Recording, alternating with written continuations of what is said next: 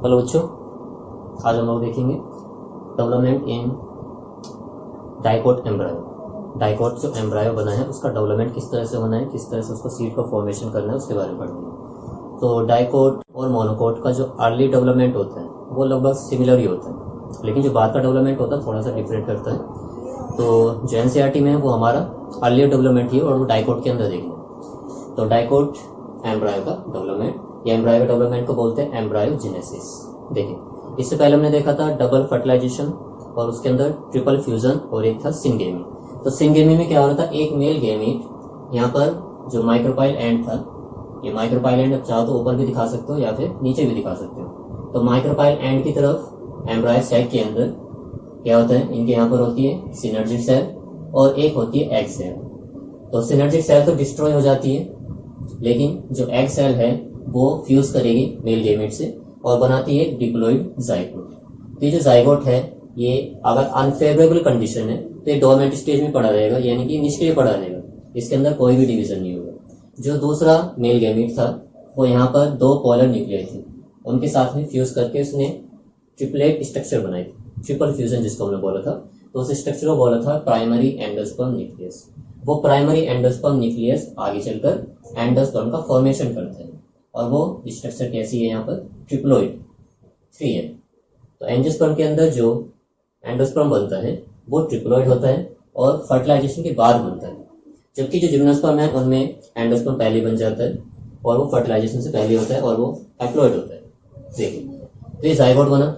उसके अलावा यहाँ पर एंटीपोडल सेल्स होती है चेलेजल एंड की तरफ, जो कि बाद में डिस्ट्रॉय हो जाती है। ये एंडोस्पर्म है, इसका काम है डेवलपिंग जो यहाँ पर एम्ब्रायो होगा। वही जो जाइगोट है इसको न्यूट्रिशन चाहिए तभी आगे चलकर डिवाइड कर सकता है, तो वो न्यूट्रिशन इसको ये प्रोवाइड करता रहता है एंडोस्पर्म। ठीक, तो एंडोस्पर्म पहले बनता है, उसके बाद में जाइगोट का फॉर्मेशन होगा और उसके बाद में फिर क्या होगा, एम्ब्रायो का फॉर्मेशन। तो पहले एंडोस्पर्म, उसके बाद एम्ब्रायो बनेगा, क्योंकि आगे डिवीजन के लिए भोजन चाहिए, फूड चाहिए, और वो फूड इसको ये अवेलेबल कराते हैं। तो एंडोस्पर्म पहले बनेगा, उसके बाद में एम्ब्रायो का फॉर्मेशन होगा। चलिए, तो यहाँ पे क्या होता है, यहाँ पर जितने भी डिवीजन होंगे वो सभी माइटोसिस होंगे, क्योंकि मियोसिस तभी होता है जब मेल या फीमेल गेमेट का प्रोडक्शन होना होता है। तो यहाँ पर सभी में, चाहे वो यहाँ पर हो, यहाँ पर हो या यहाँ पर हो, सभी में डिवीजन जो है वो वर्टिकली होगा, माइटोसिस डिवीजन होगा, लेकिन वो अनइक्वल होता है। देखिए, पहला जो डिवीजन होगा ये जाइगोट को दिखाया गया यहाँ पर, ये जाइगोट होगा। ठीक, इसके अंदर डिवाइड्स माइटोटिकली, यानी कि ये माइटोटिकली डिवाइड करेगा, इसमें समसूत्री विभाजन होगा, सेल बनेगी। एक तो जो चेलेजल एंड की तरफ होती है उसको बोलते हैं टर्मिनल सेल या एम्ब्रायनल सेल, और जो माइक्रोपाइलर एंड की तरफ होती है उसको बोलते हैं बेसल सेल या सस्पेंसर सेल। तो यहाँ पर अनइक्वल डिवीजन होता है। अनइक्वल का मतलब कि जो दोनों सेल का साइज है वो अलग अलग होगा। जो नीचे वाली है टर्मिनल सेल, एम्ब्रायनल सेल, या फिर ये किसकी तरफ होती है, चेलेजल एंड की तरफ, ये थोड़ी सी छोटी होगी साइज में, और माइक्रोपाइल एंड की तरफ जो बेसल सेल है वो थोड़ी सी साइज में बड़ी होगी। तो बेसल सेल जो है ये आगे चलकर डिवाइड करेगी ट्रांसवर्स, और जो टर्मिनल सेल है या एम्ब्रायनल सेल, इसमें क्या होगा, पहले दो ट्रांसवर्स डिवीजन होंगे, उसके बाद एक डिवीजन लॉन्गिट्यूडनल या वर्टिकल होगा।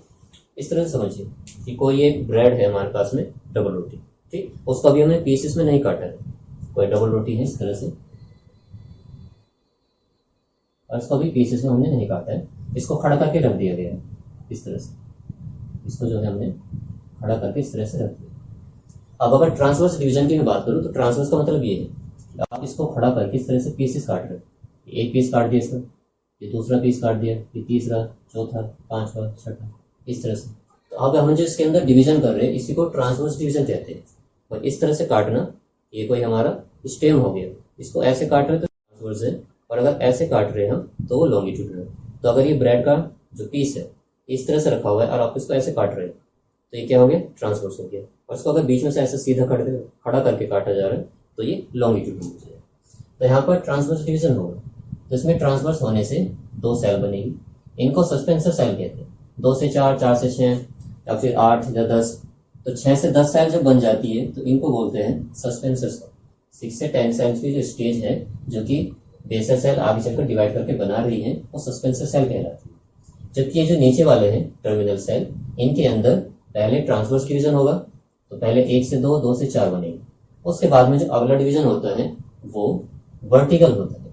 ये जो 4 सेल बनी है उसमें आगे चलकर फिर से डिवीजन होगा और वे 4 सेल आगे चलकर 8 सेल बनाएंगे। अब इन 8 सेल में हम क्या करते हैं, उनको 2 टीयर्स में बांट लेते हैं। टीयर यानी कि लेयर्स इस तरह के। तो एक लेयर के अंदर 4 सेल, दूसरी लेयर में अगेन 4 सेल। तो एक जो टीयर है जिसके अंदर 4 सेल्स हैं वो आगे चलकर रेडिकल बनाती है, और ये रेडिकल आगे चलकर रूट का फॉर्मेशन करेगा यानी कि जड़ बनाएगा। इसको हिंदी में बोलते हैं मूलांकुर। तो ये मूलांकुर आगे चल के मूल का निर्माण करेंगे। दूसरा जो टीयर है वो प्लूम्यूल बनाता है। प्लूम्यूल ये आगे चलकर शूट का फॉर्मेशन करता है। तो रेडिकल के द्वारा R4 रेडिकल और R4 रूट, और P और S इसको ध्यान रखिए, या SP के ध्यान रखिए, JK11OP QRST। तो P के बाद ऐसा आता है, ठीक। तो प्लूम्यूल आगे चल के शूट बनेगा। चलिए, ये जो सस्पेंसर सेल बनी है 6 to 10 सेल स्टेज वाली, इसमें सबसे ऊपर वाली जो सेल है वो थोड़ी सी साइज में बढ़ जाती है और उसको बोला जाता है पोस्टोरियम। और जो सेल इस प्रोएम्ब्रायो से चिपकी हुई है उसको बोला जाता है हाइपोफाइसिस। हाइपोफाइसिस। देखिए, पहले एक डिवीजन हुआ तो 2 सेल प्रोएम्ब्रायो, दूसरा डिवीजन हुआ 4 सेल प्रोएम्ब्रायो, तीसरा और डिवीजन हुआ तो वहां पर 8 सेल बन गए। तो 8 के लिए यूज करते हैं ऑक्टा वर्ड, तो इसको हम लोग बोलेंगे 8 सेल प्रोएम्ब्रायो या ऑक्टेंट प्रोएम्ब्रायो। इसके अंदर सेल्स की 2 लेयर है जिनको टीयर बोला गया है। एक टीयर आगे चल के रूट बनाएगा और एक टीयर आगे चल के शूट बनाएगा। फिर से इसमें डिवीजन होगा और अब ये जो शेप है इसकी थोड़ी सी गोलाकार हो जाएगी। तो गोलाकार स्ट्रक्चर को बोलते हैं इंग्लिश में ग्लोब्यूलर। तो यहाँ पर जो एम्ब्रायो है वो है ग्लोब्यूलर एम्ब्रायो।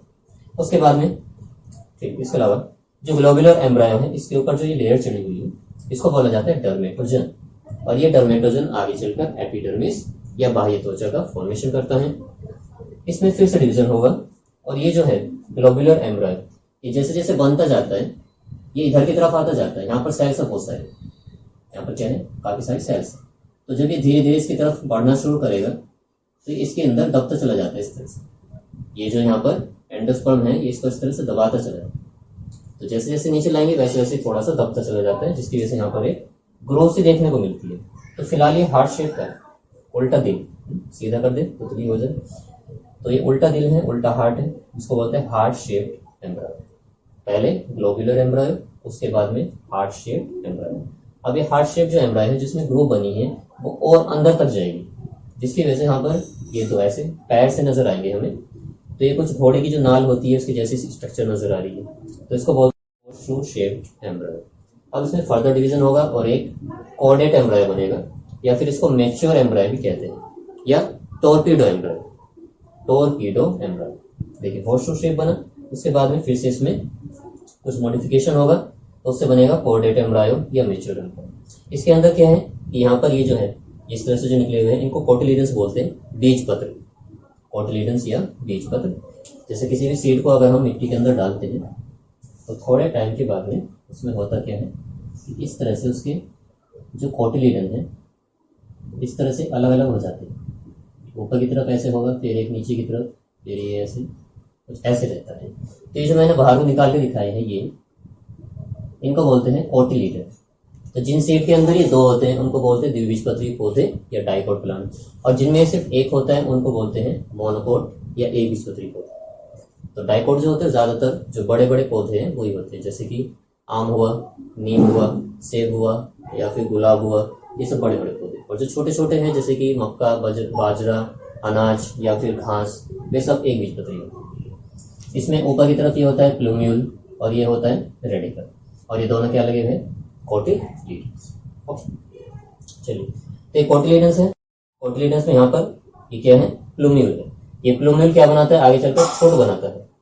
इसके नीचे की तरफ यहाँ पर हाइपोफाइसिस के बगल में रेडिकल लगा होगा, और रेडिकल के नीचे की तरफ होता है रूट कैप।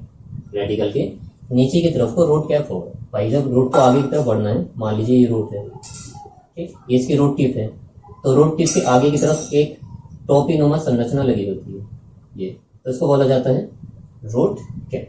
ठीक, तो वो कहाँ से बनती है, जो रेडिकल के नीचे वाला पार्ट है वही आगे चलकर रूट कैप का फॉर्मेशन करता है। अब इसमें जो एम्ब्रायो का सीक्वेंस है ये आपको थोड़ा सा ध्यान रखना है, क्योंकि एक बार शायद इन्हें नेट में पूछा गया, CSR नेट में इसका सीक्वेंस पूछा गया कि पहले कौन सा एम्ब्रायो बनता है, ग्लोब्यूलर बनेगा कि हार्ट शेप बनेगा या टोरपीडो बनेगा। तो उसके लिए छोटा सा कोड है GHT। जो GHT है उसमें से S को हटा के H लगा दीजिए, GHT। G for globular embryo, H4 heart shape embryo या फिर हॉर्स शेप एम्ब्रायो, और T4 टार्पीडो एम्ब्रायो। यहाँ लिख देता हूँ मैं, G4 globular embryo, H4 heart shape embryo, और T4 टॉर्पीडो स्टेज एम्ब्रायो। ये जनरली 3 स्टेज रहती है। टॉर्पीडो जो होता है यही मैच्योर एम्ब्रायो होता है जो कि आगे चलकर सीड का फॉर्मेशन करता है। तो अब ये जो एम्ब्रायो है कुछ सीड के अंदर तो ज़्यादातर बना ही रहता है, यानी कि सीड जब ग्रो कर रहा है तो उसको कंज्यूम नहीं करता है पूरी तरह से, और कुछ सीड के अंदर इसको पूरी तरह से एम्ब्रायो को कंज्यूम कर लिया जाता है। और जब सीड ग्रो कर रहा है तो उसको भोजन चाहिए, वो भोजन एम्ब्रायोस को प्रोवाइड करता रहता है। तो कुछ सीड तो पूरी तरह से एम्ब्रायो को कंज्यूम कर लेते हैं, अब कुछ सीड पूरी तरह से एम्ब्रायो को कंज्यूम नहीं कर पाते। तो वे सीड जो कि एम्ब्रायो को पूरी तरह से कंज्यूम कर लेते हैं उनको बोलते हैं नॉन एल्ब्यूमिनस सीड, और जो नहीं कर पाते हैं उनको बोला जाता है एल्ब्यूमिनस सीड। वो देखेंगे फिर कभी लेक्चर में।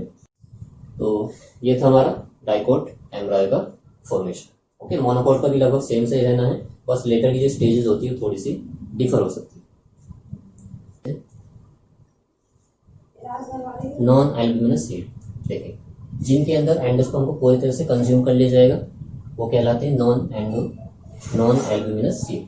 तो have no residual endosperm as it is completely consumed during embryo development. इनमें कोई भी रेजिडुअल एंडोस्पर्म नहीं पाया जाएगा क्योंकि उसका इस्तेमाल कर लिया गया है एम्ब्रायो के डेवलपमेंट के दौरान।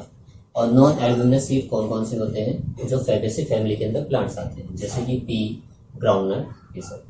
एल्ब्यूमिनस सीड इनका उल्टा है, पर इनके अंदर कंप्लीटली कंज्यूम कर लिया गया था एम्ब्रायो को, इनमें थोड़ा सा एक पार्ट बचा रह जाएगा। हालांकि ये भी एंडोस्पर्म खाएंगे लेकिन थोड़ा सा पार्ट बचा रह जाएगा। तो retain a part of endosperm as it is not completely consume during embryo development. तो इनके अंदर कोई एक पार्ट एंडोस्पर्म का थोड़ा बहुत बचा रह जाएगा जब एम्ब्रायो का डेवलपमेंट चल रहा होगा। ठीक, तो उसको पूरी तरह से कंज्यूम नहीं किया जाएगा। इसमें ज़्यादातर मोनोकोट वाले प्लांट्स आ जाते हैं, जैसे कि बीट हो गया, मेज, बार्ले, कैस्टर, और सनफ्लावर जो वो एक डाइकोट प्लांट है तो वो भी इसके अंदर आ जाता है।